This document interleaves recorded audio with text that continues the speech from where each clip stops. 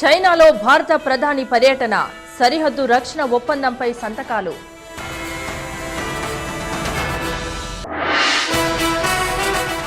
హైదరాబాద్లో పట్టుబడ్డ డ్రగ్స్ ముఠా, 60 గ్రాముల కోకైన్ స్వాధీనం.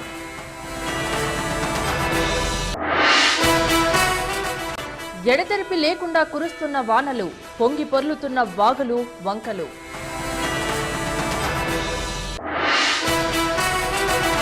ముక్కంటి ఆలయంలో కొత్త ధ్వజస్తంభం, శివనామ స్మరణతో మారుమోగిన శ్రీకాళహస్తి.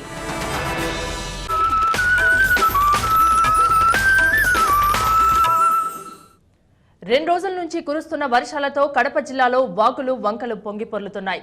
జిల్లాలోని జమ్మలమడుగు రెవెన్యూ డివిజన్ పరిధిలోని ఆపాడు మండలంలో అధికంగా 100 మిల్లీమీటర్ల వర్షపాతం నమోదైంది. కర్నూలు జిల్లాలో కురిసిన వర్షాలకు కుందు నది ఉప్పొంగి ప్రవహిస్తోంది. దీంతో పెద్దముడియం మండలం, చిన్నముడియం తదితర గ్రామాలకు రాకపోకలు నిలిచిపోయాయి. ముందు జాగ్రత్తగా అధికారులు చర్యలు చేపట్టారు. గత కొద్ది రోజుల క్రితం వేలాది ఎకరాల్లో సాగు చేసిన శనగ పంట పూర్తిగా పాడైపోయింది. పత్తి పంట దెబ్బతింది. దీంతో రైతులు లబోదిబోమంటున్నారు. అధికారులు స్పందించి నష్టం అంచనా వేసి తగు సాయం అందించాలని కోరుతున్నారు రైతులు.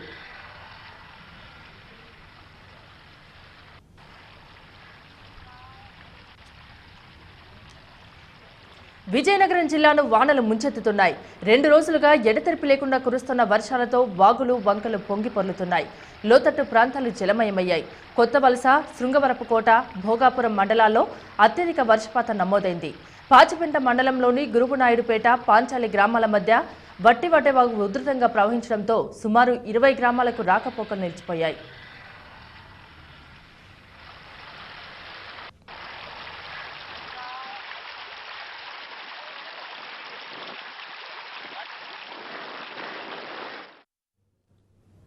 కేంద్ర మంత్రి పనబాక లక్ష్మి ఈ ఉదయం కాంగ్రెస్ అధ్యక్షురాలు సోనియా గాంధీని కలుసుకున్నారు.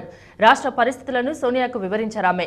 రాష్ట్ర విభజనపై అధిష్టానం తీసుకున్న నిర్ణయానికి కట్టుబడి ఉంటానని ఈ మధ్య పలుమార్లు చెప్పారు పనబాక. అయితే సీమాంధ్రకు భారీ ప్యాకేజ్ కోరతామని చెప్పిన పనబాక లక్ష్మి సోనియాతో సమావేశం కావడం ప్రాధాన్యత సంతరించుకుంది.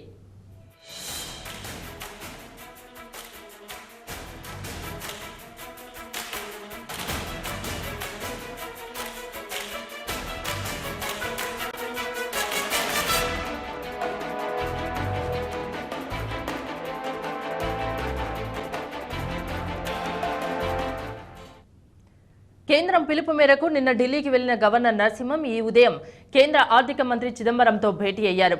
రాష్ట్ర విభజనపై అడుగులు పడుతున్న నేపథ్యంలో ఈ భేటీకి ప్రాధాన్యత ఏర్పడింది. హైదరాబాద్పై నివేదిక ఇవ్వడమే చిదంబరంతో గవర్నర్ భేటీ ఉద్దేశమని భావిస్తున్నారు. గవర్నర్ నరసింహన్ సాయంత్రం రాష్ట్రపతి ప్రణబ్ ముఖర్జీతో భేటీ అయ్యే అవకాశం ఉంది.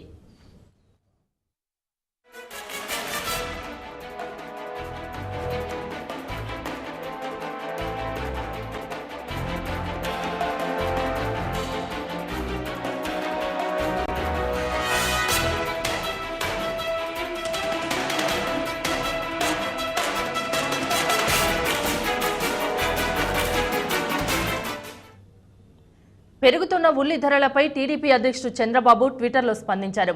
ఒకవైపు ఉల్లి ధరలు పెరుగుతుంటే యూపీఏ ప్రభుత్వం మాటలకే పరిమితమైందని, ధరలు అరికట్టే చర్యలు చేపట్టడం లేదంటూ విమర్శించారు. ఉల్లిపాయ ధర కిలో 90 రూపాయలకు చేరిందని, నిత్యావసర వస్తువుల ధరలు ఆకాశాన్ని అంటున్నాయని ట్విట్టర్లో రాశారాయన. ఈ ధరలతో మహిళల కళ్ళలో నీళ్లు తిరుగుతున్నాయన్నారు.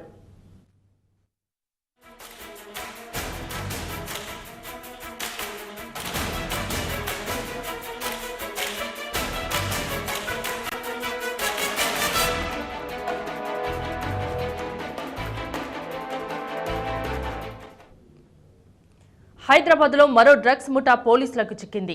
హైదరాబాద్లోని ప్రముఖులకు డ్రగ్స్ సరఫరా చేస్తున్న 4 ముఠా సభ్యులను పోలీసులు పట్టుకున్నారు. పట్టుబడ్డ వారిలో ఒక నైజీరియన్, మిగతా 3 కర్ణాటకకు చెందిన వారున్నారని పోలీసులు తెలిపారు.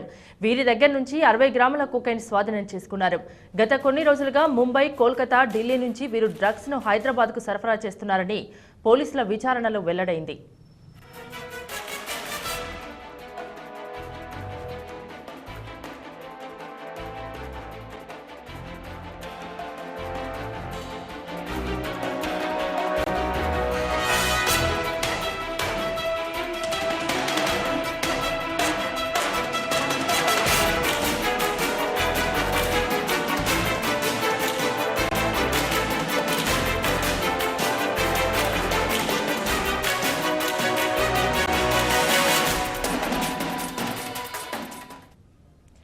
అనంతపురం జిల్లా కేంద్రంలో జరిగిన అగ్ని ప్రమాదంలో 5గురు తీవ్రంగా గాయపడ్డారు.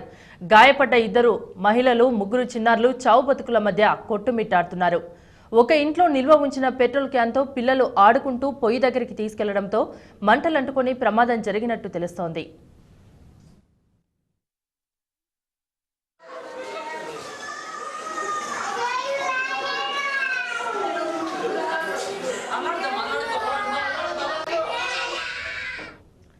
తిరుమల కొండ దొంగలకు అడ్డాగా మారింది.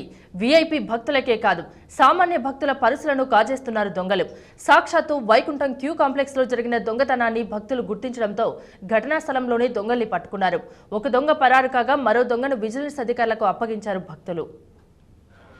తిరుమలకు వీవీఐపీలు మొదలుకొని సామాన్య భక్తుల వరకు నిత్యం వేలాది మంది దేశ విదేశాల నుంచి శ్రీవారి దర్శనానికి వస్తుంటారు.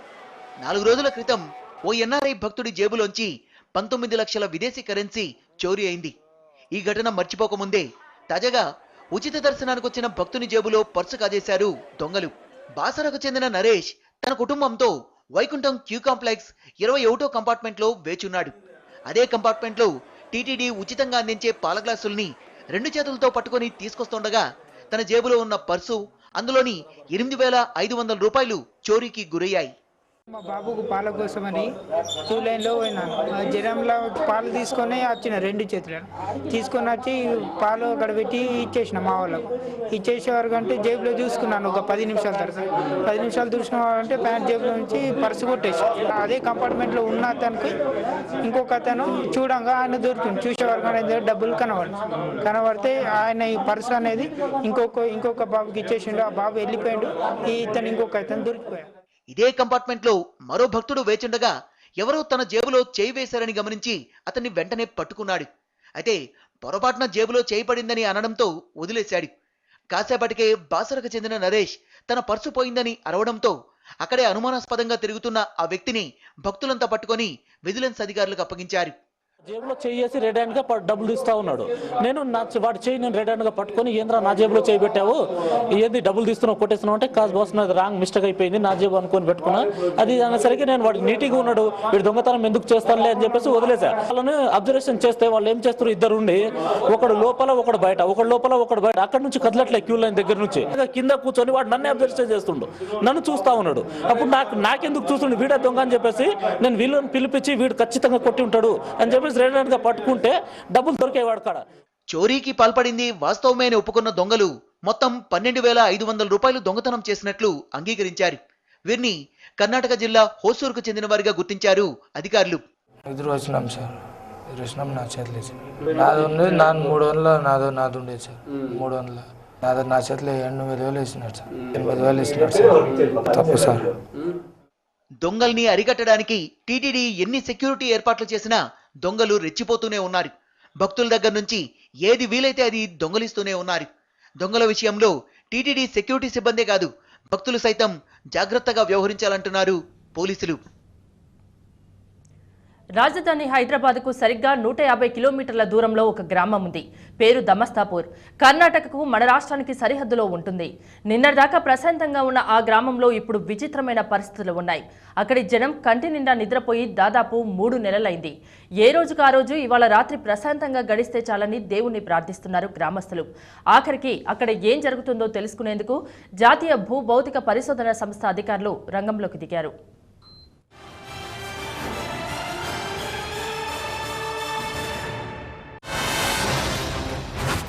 అది 19 అక్టోబర్ ఆదివారం మధ్యాహ్నం 12 గంటలవుతోంది. రంగారెడ్డి జిల్లా దమస్తాపూర్ గ్రామం. ఒక్కసారిగా భూమిలోంచి పెద్ద శబ్దాలు, చెవులు పగిలిపోయేంతగా, భూమి బద్దలైపోతోందేమో అన్నంతగా పెద్ద పెద్ద శబ్దాలు. ఒక్కరికి ఇద్దరికి కాదు, గ్రామంలో అందరికీ ఇదే అనుభవం. ఏం జరుగుతోందో ఎవరికీ అర్థం కాలేదు. ఇళ్లలోంచి జనమంతా ఒక్కసారిగా బయటకు పరుగులు తీశారు. పిల్ల జల్ల, ముసలి ముతక అందరూ ప్రాణాలు అరచేతిలో పెట్టుకొని దౌడు తీశారు. వందల విమానాలు గ్రామంపై నుంచి దూసుకెళ్తున్నట్టుగా, గ్రామం మొత్తాన్ని ఎవరో బాంబులతో పేల్చేసినట్టుగా ఎందుకిలా జరుగుతోంది? గ్రామస్తులందరిలోనూ ఒక్కటే ప్రశ్న. ఈ పరిస్థితి దామస్తాపూర్ గ్రామస్తులకు కొత్తేమీ కాదు. 3 నెలల నుంచి ఇదే విధంగా ఇక్కడ శబ్దాలు రావడం, ఇళ్లలోంచి ఇలా పరుగులు తీయడం ఇక్కడ సర్వసాధారణమైపోయింది. గ్రామంలో చాలా ఇళ్లు ఇప్పటికే బీటలు వారిపోయాయి. అర్ధరాత్రి అపరాత్రి తేడా లేకుండా వస్తున్న శబ్దాలతో జనం రోడ్ల మీదే నిద్రపోతున్నారు. ఏ క్షణాన ఏం జరుగుతుందో తెలియక, అర్థం కాక భయంగా గడుపుతున్నారు. ఊళ్ళో ఏ మూలకు వెళ్ళినా, ఏ ఇంట్లో విన్నా ఇవే వింత శబ్దాలు. చెవులు పగిలిపోయేంతగా భయంకరమైన సౌండ్స్ వాళ్ళను భయభ్రాంతులకు గురి చేస్తున్నాయి. చాలాసార్లు అధికారులకు ఫిర్యాదు చేశారు, కానీ ఎవరూ కూడా పట్టించుకోలేదు. 3 నెలల నుంచి ఏదో ప్రాబ్లమ్స్, మరి దన సౌండ్లు కింద మారి మామూలుగా ఇంతకుముందుకు అయితే వణుకు పట్టకుండా కానీ ఇంతకుముందు వస్తే కూడా ఎక్కడో భయపడలేరు. కానీ ఈ 2-3 సార్లు నుంచి చాలా ఇబ్బందికరంగా బుగులు పట్టి బయటకు వచ్చేస్తున్నారు జనాలు. అలో అని చెప్పేసి అంతా సస్యం అని చెప్పేసి భయాందోళనకు గురవుతున్నారు. అటువంటి పరిస్థితులు ఏర్పడుతున్నాయి. శబ్దాలంటే చాలా మన ఇట్లా ఉరుములు ఆకాశంలో ఇట్లా ఉరిమి ఎట్లా వస్తుంది, ఈ లోపల భూమిలో బ్లాస్టింగ్ చేసినటువంటి పెద్ద శబ్దం వచ్చేసి టోటల్ వైబ్రేషన్ అవుతుంది. భూమి ఇండ్లు నీకు సెటర్స్ కానీ రేకులు ఉన్నాయి అన్నీ ఇట్లా వైబ్రేషన్ అయ్యి చాలా భయంకరంగా బయటకు వచ్చేస్తున్నారు జనాలు అందరూ. వీరికి 8-9 సార్లు జరిగింది. ఇలా 3 months క్రితం కూడా జరిగింది. ఇది అయినప్పుడు 2 times కంపల్సరీ అవుతుంది. 10-15 నిమిషాలు డిఫరెంట్లో ఒకసారి అవుతుంది, 1 hour డిఫరెంట్లో ఒకసారి అవుతుంది. చాలా పెద్ద ఎత్తున సౌండ్లు వస్తున్నాయి, లోపల బ్లాస్ట్ చేసినటువంటి సౌండ్లు ఇవి. తరతరాలుగా ఇక్కడుంటున్న వాళ్ళు ఎవరూ కూడా ఇప్పటిదాకా ఇలాంటి విచిత్ర పరిస్థితిని ఎదుర్కొన్న సందర్భాలు లేవనే చెప్తున్నారు. కానీ ఈ మధ్య కాలంలో జరుగుతున్న ఈ పరిణామాలు తమను తీవ్రంగా భయపెడుతున్నాయంటున్నారు. విన్నాం సార్, బాంబులు వేసినట్ల సప్పుడు, ఇక బాంబులు పెట్టిన సప్పుడు అయితే అందరు ఇట్లా కూర్చున్న భూమి కూడా ఇట్లా అన్నది. అట్లా అయింది. మంచిగా చూసినాం అంతా బయటే మాలాసేపు ఇక కూడా ఉండు బయటనే బొగ్గులు బట్టి. పిల్లలైతే స్కూల్కు వెళ్ళడానికి వణికిపోతున్నారు. మగవాళ్లు పొలానికి వెళ్ళడానికి జంకుతున్నారు. ఇళ్లకు ఇళ్లే ఖాళీ అవుతున్నాయి. జనమంతా ఒకే చోట ఊరి మధ్యలో చెట్ల కింద కాలక్షేపం చేస్తూ ఒకరి అనుభవాలు మరొకరికి చెప్పుకుంటున్నారు. క్రితం రోజు రాత్రి గడిచిన తీరును కథలుగా వినిపించుకుంటున్నారు. బయటికి వెళ్తే బయట నిలబడ్డాము, మళ్ళా 5-10 నిమిషాలకు మళ్ళీ ఒక పారి సప్పుడు అయింది అని జర తక్క. ఇక అప్పటి నుంచి ఇక మళ్ళీ ఇంట్లోకి పోలేదు. 2-3 గంటల సేపు ఇంట్లోకి అయితే పోలేదు. ఈ వింత శబ్దాల గురించి తెలుసుకున్న మంత్రి ప్రసాద్ రావు 4 రోజుల క్రితం దామస్తాపూర్ గ్రామాన్ని సందర్శించారు. జిల్లా కలెక్టర్తో చర్చించారు. వ్యవహారం ఆఖరుకు ఎన్జీఆర్ఐ వరకు వెళ్ళింది. ఇంత భయంకరమైన శబ్దాలు రావడానికి కారణం ఏంటనేది ప్రాథమికంగా నిర్ధారించిన అసలు విషయం మాత్రం ఇంకా మిస్టరీగానే మిగిలిపోయింది.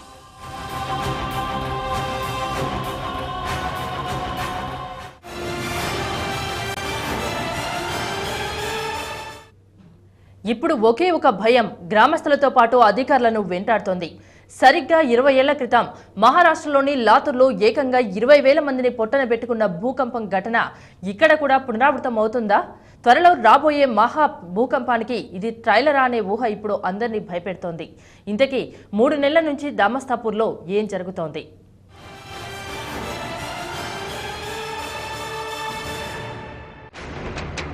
భూమి కింద అట్టడుగు పొరల్లో ఏదో జరుగుతోంది.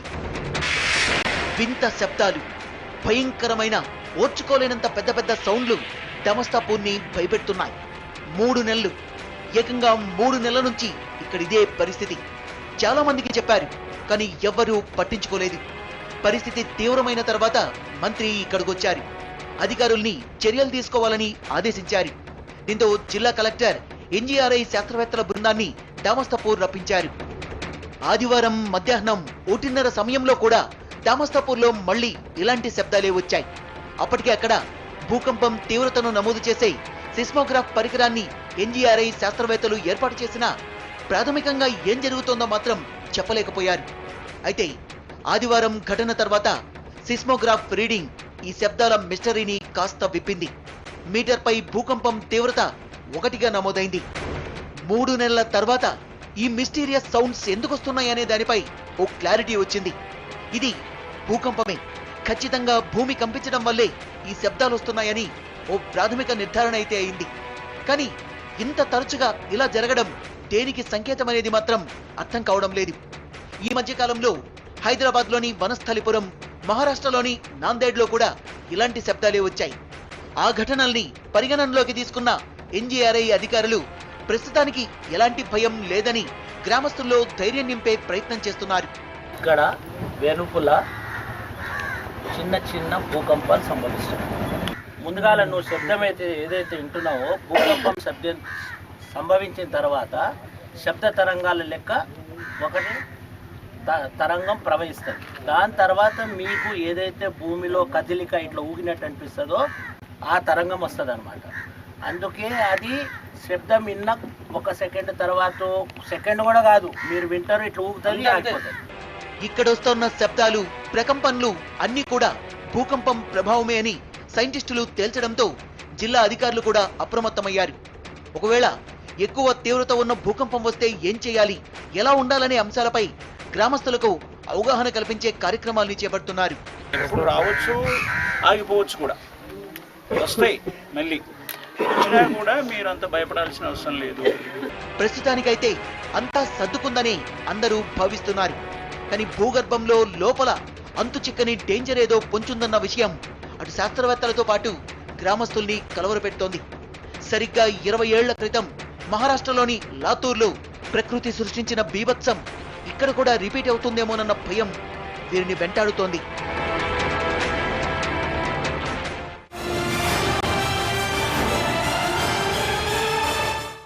ఇంతకీ దామస్తాపూర్ గ్రామస్తులకు ఇంత భయం కలగడానికి కారణాలేంటి? 20 ఏళ్ల నాటి ఏ ఘటన వారి మదిలో ఇంతగా నాటుకుపోయింది?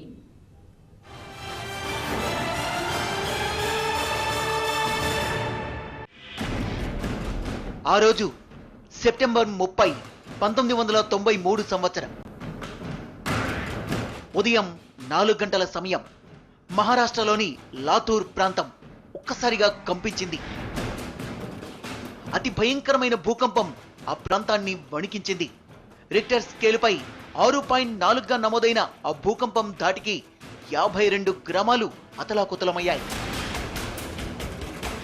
సూర్యుడు పొద్దుపొడిచే సమయానికి అటూ ఇటుగా 52 గ్రామాలు శ్మశానాన్ని తలపించాయి.